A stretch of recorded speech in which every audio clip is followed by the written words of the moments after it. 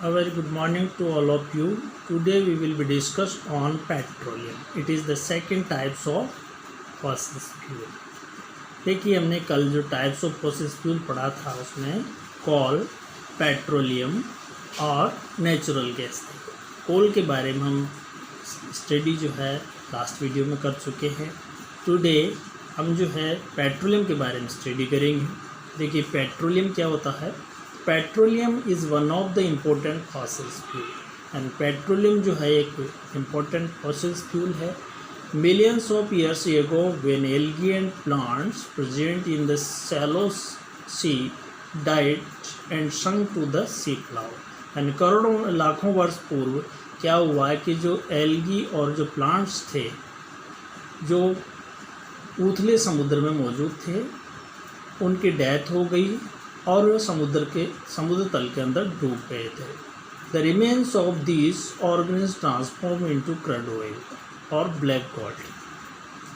तो इन जो dead plant और जो एल्गी थे इनके रिमेन्स को वहाँ प्रेजेंट जो ऑर्गेनिज्म थे उन्होंने अंडर हाई प्रेशर और टेम्परेचर की प्रेजेंस में किसमें क्रड ऑयल के अंदर ट्रांसफॉर्म कर दिया, जिसे ब्लैक गोल्ड भी कहा जाता है। और it is found locked in impervious rock deep below the earth crust. और ये जो क्रड ऑयल जो है इम्पियस रॉक्स जो होती है वो अर्थ क्रस्ट के गहरे भाग में जो डीप रहती है मौजूद रहती है वहाँ पर पाया जाता है। Crude oil is a dark colour liquid with an unpleasant smell. Crude oil जो है ये अनप्लीजेंट स्मेल वाला एक डार्क कलर लिक्विड है। It is mixture of various hydrocarbons. और क्रड ऑयल जो है ये मिक्सचर ऑफ वेरियस हाइड्रोकार्बन्स होता है। हाइड्रोकार्बन्स किसे कहते हैं इसकी डेफिनेशन देखते हैं। The compound made of only carbon and hydrogen which is known as hydrocarbon. The example of hydrocarbon such as natural gas, petrol, kerosene, asphalt and fuel oil. ये hydrocarbon के एग्जाम्पल्स थे। Products of petroleum such as petrol, diesel and jet fuels are used to run cars, trucks, aeroplanes, ships and other vehicles। और जो products of petroleum जो है उसका use जो है जैसे डीजल है, पेट्रोल है, जेट फ्यूल है, इनका यूज जो है cars, trucks, aeroplane, ships and other vehicles को रन करने में किया जाता है। इट इज़ डिफ़िकल्ट टू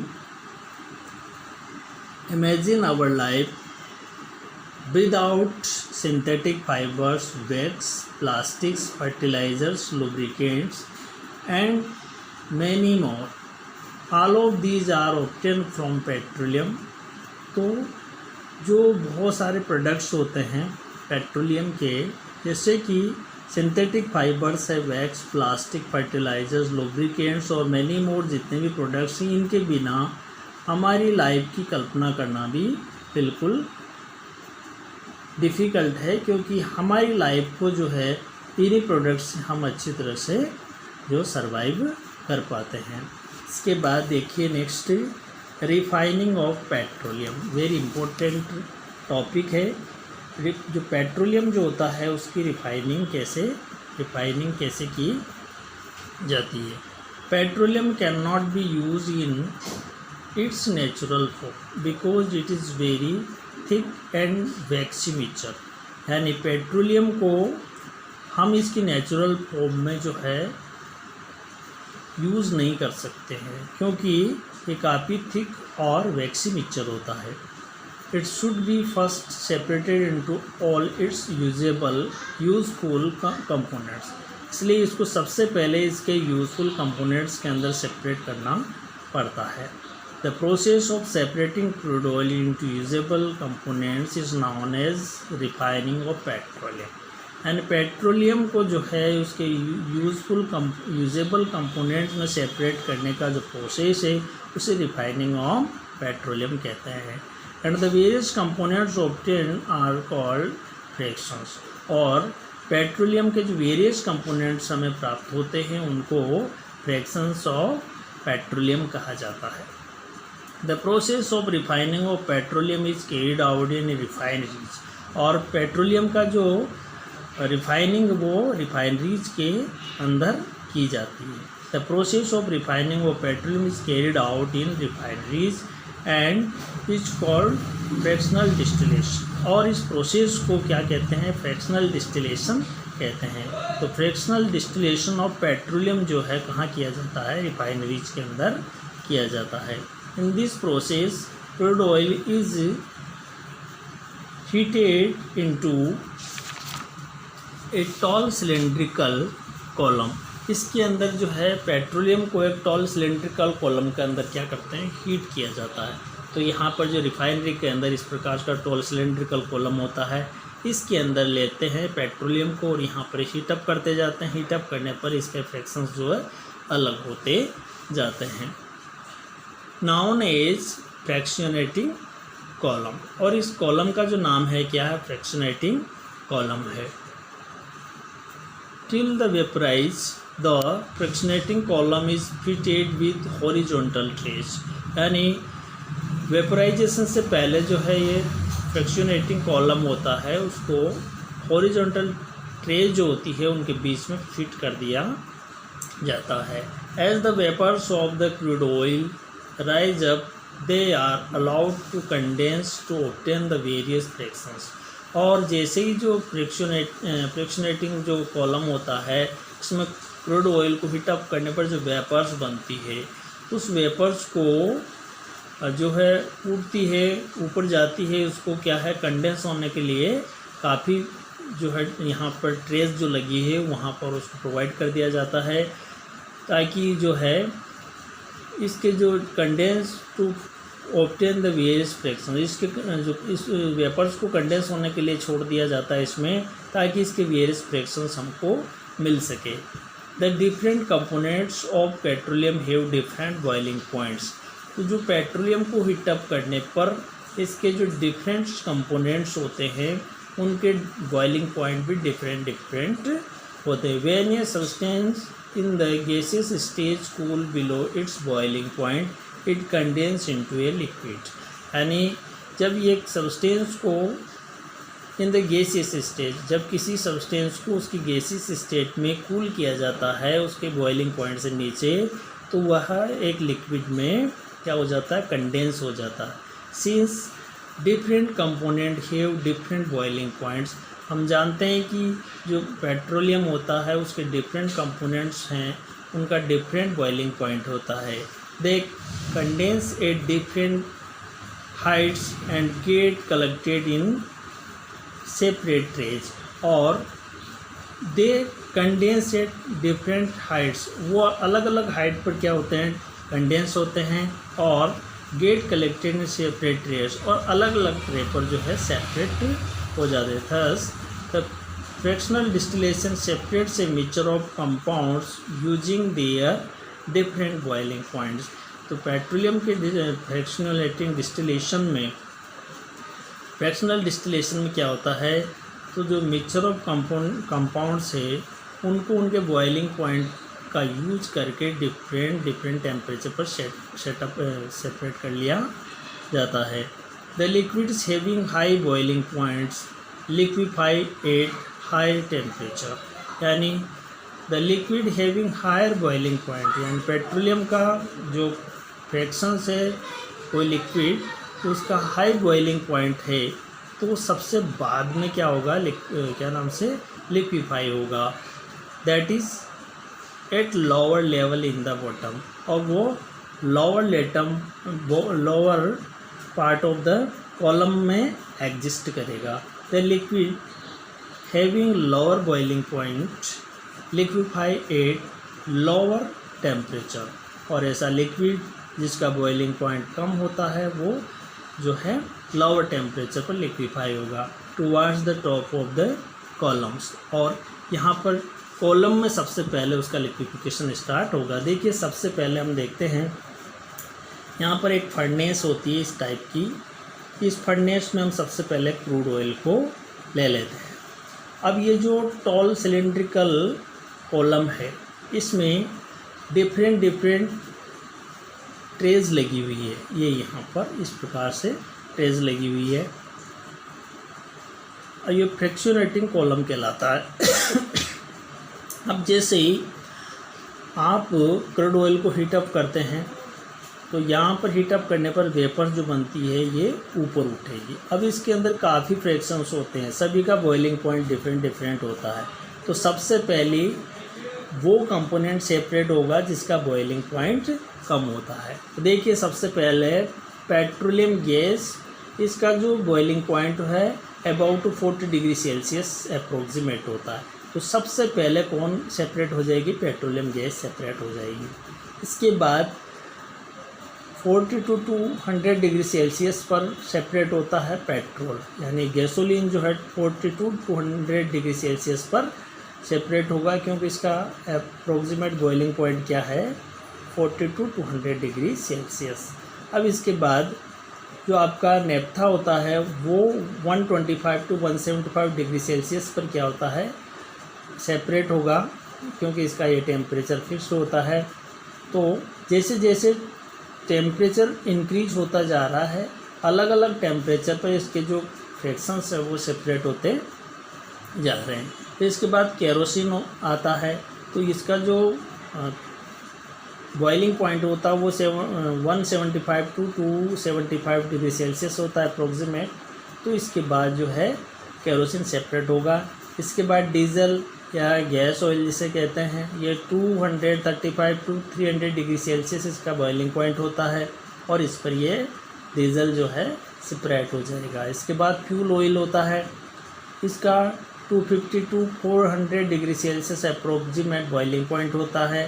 तो ये जो है फ्यूल ऑयल इस टेम्परेचर पर सेपरेट हो जाएगा। इसके बाद लुब्रिकेटिंग ऑयल जो है, इसका less than 300 degree Celsius approximate boiling temperature होता है। इसको पैराफिन वैक्स भी कहते हैं और इस पर ये लुब्रिकेटिंग ऑयल जो है सेपरेट हो जाएगा। इसके बाद लास्ट में जो 300 डिग्री सेल्सियस टेम्परेचर जो होता है, इस पर आकर के रेजिड्यू होता है बिटुमिन जिसे कहते हैं, उसका टेम्परेचर 350 डिग्री सेल्सियस से कम होता है। तो इस टेम्परेचर पर जो है ये बिटुमिन जो है सेपरेट हो जाएगा, यानी ये सबसे हाई टेम्परेचर सबसे बाद में जो बिटुमिन सेपरेट होगा। तो सबसे पहले जो है नेचुरल गैस, फिर gasoline, naphtha, kerosene oil, diesel, fuel oil, lubricating oil और फिर लास्ट में रेजिड्यू यानी बिटुमिन सेपरेट होगा। इस प्रकार से डिफरेंट बॉइलिंग पॉइंट के बेसिस पर इनके फ्रैक्शंस को सेपरेट कर लिया जाएगा। इसके बाद देखते हैं components of petroleum and their usages. अब सेपरेट करने पर जो आपको वेरियस कंपोनेंट्स या फ्रैक्शंस ऑफ पेट्रोलियम मिले, उनके क्या यूजेज हैं, इसके बारे में स्टडी करेंगे। देखिए सबसे पहले नेचुरल गैस जो है gaseous fuel for use in homes and industry and in LPG cylinders. तो जो पेट्रोलियम गैस जो है ये एक गैसियस फ्यूल है और इसका use home and industry and LPG cylinder के अंदर किया जाता है। इसके बाद पेट्रोल जिसे गैसोलीन भी कहते हैं, fuel for vehicles and aircraft, use as a solvent for dry cleaning. और ये पेट्रोल या गैसोलीन जो है इसका यूज जो है व्हीकल और एयरक्राफ्ट के अंदर एज ए फ्यूल किया जाता है और इसको ड्राई क्लीनिंग में एज ए सॉल्वेंट भी यूज किया जाता है। नेक्स्ट होता है naphtha, use in production of different chemicals. और नेफ्था का यूज जो है डिफरेंट केमिकल्स की प्रोडक्शन में जो केमिकल इंडस्ट्रीज के अंदर किया जाता है। Kerosene, uses as a fuel for stove and lanterns. तो ये जो केरोसिन जो होता है इसका उपयोग जो है स्टोव एंड लैंटर्न्स के अंदर जो है फ्यूल के रूप में किया जाता है। Diesel, use as a fuel for engine and generators. और डीजल का यूज जो है इंजन और जनरेटर में एज ए फ्यूल किया जाता है। इसके बाद fuel oil, use as a fuel in ships, power stations and factories, use in the manufacturing of petroleum jelly. और फ्यूल ऑयल का यूज जो है शिप्स, पावर स्टेशन और फैक्ट्रीज के अंदर एज ए फ्यूल किया जाता है। Beside it, it is used in the manufacturing of petroleum jelly। और इसका जो यूज़ है पेट्रोलियम जेली बनाने में भी किया जाता है। इसके बाद लुब्रिकेटिंग ऑयल, इसको पैराफिन वैक्स भी कहते हैं। लुब्रिकेशन ऑफ मशीन पार्ट्स, क्योंकि जब दो मशीन पार्ट्स में आप जो है रबिंग होती है तो उनमें जो है कुछ मिस्टेक आने की पॉसिबिलिटी बढ़ जाती है, तो वहाँ पर लुब्रिकेटिंग ऑयल को जो है यूज करते हैं।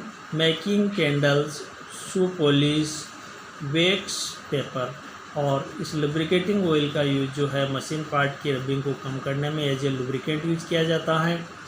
इसका यूज कैंडल्स बनाने में, शूज़ पॉलिश बनाने में, वैक्स पेपर बनाने में भी किया जाता है। अब रेजिड्यू, जिसे कि बिटुमेन्स भी कहते हैं, use for surfacing of road and in paints, और जो रेजिड्यू होता है बिटुमेन्स, इसका यूज जो है रोडों की सरफेसिंग करने में और पेंट बनाने में किया जाता है। इस प्रकार से जो है ये पेट्रोलियम था, इसके बारे में स्टडी थी, उसको हमने कंप्लीट कर दिया। और इसके बाद आपकी दो एक्सरसाइज आती है। Classify the following as exhaustible and inexhaustible natural resources. तो यहाँ पर जो coal, petroleum and ground water है, ये तो एग्जॉस्टिबल नेचुरल रिसोर्सेज है, और एयर, वाइंड एंड सनलाइट है वो इनएग्जॉस्टिबल रिसोर्सेज। ठीक है। इसके बाद सेकंड है आंसर इन वन वर्ड। तो यहाँ पर आपको एक्सरसाइज दे रखी है, coal which contains around 60% of carbon. तो इसका आंसर होगा लिग्नाइट, क्योंकि आपको पता है कि लिग्नाइट में जो है कार्बन कितना % होता है, ये आपको पता है, हमने पीछे भी देखा। देखिए ये लिग्नाइट है, it is known as brown coal, it contains around 60% of carbon. ये आपका आंसर क्या हो जाएगा, लिग्नाइट होगा यहाँ पर। ठीक है। इसके बाद second, the process of conversion of dead vegetation into coal क्या कहलाता है, कार्बनाइजेशन कहलाता है। ठीक है। इसके बाद थर्ड है pure form of carbon. Pure form of carbon कौन होता है, कोक होता है, तो COK, यानी कोक जो है प्योर फॉर्म ऑफ कार्बन है। It is also known as black gold. तो पेट्रोलियम को जो है ब्लैक गोल्ड कहा जाता, आपने अभी देखा, इसे आज ही पढ़ने, petroleum is a black gold. It is use in LPG cylinder. कौन, पेट्रोलियम गैस, यानी पेट्रोलियम गैस को जो है इसमें यूज करते हैं, LPG सिलेंडर के अंदर जो है यूज करते हैं। और लास्ट है words main source of energy for the production of electricity, it is coal. तो यहाँ पर ये कोल जो है वन वर्ड हो जाएगा किसके लिए, इस क्वेश्चन के लिए। इसके बाद जो third types of fossil fuel है उसके बारे में स्टडी करेंगे, ये है नेचुरल गैस। अब नेचुरल गैस क्या होती है इसके बारे में देखते हैं।